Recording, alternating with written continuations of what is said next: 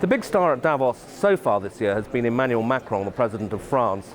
And that's partly because he's the new kid on the block. He was only elected last year, but also because he's, seen very generally here as the hope for reform in Europe and reform in France. And the two ideas are intimately connected, because I think a lot of France's European partners will only be prepared to move on deeper European integration if they can see that Macron is pushing through structural reforms in France itself. And that was very much the task that Macron set himself here at Davos.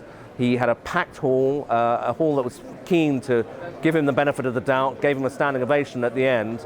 Generally, he spoke pretty convincingly, if a little too long, I think. He went on for over an hour, and I could see that the hall was beginning to thin out at the end, because he's simultaneously a bit of a visionary, somebody who believes in big ideas for Europe, which he puts across quite well, but he's also a bit of a nerd. He likes his reform ideas. He gave 5 different pillars for different forms of internal reform in France. He then switched to Europe and had another laundry list of ideas there.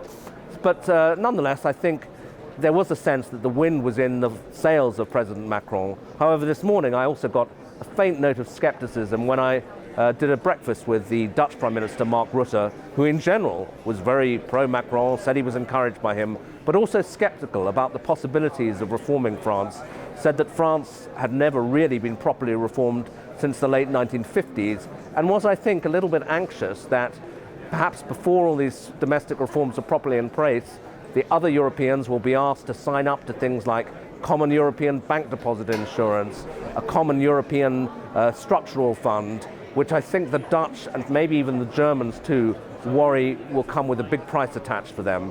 So although there's generally a sense that Europe is now once again on the move, partly because of Macron's election, there is also clearly big issues and remaining tensions.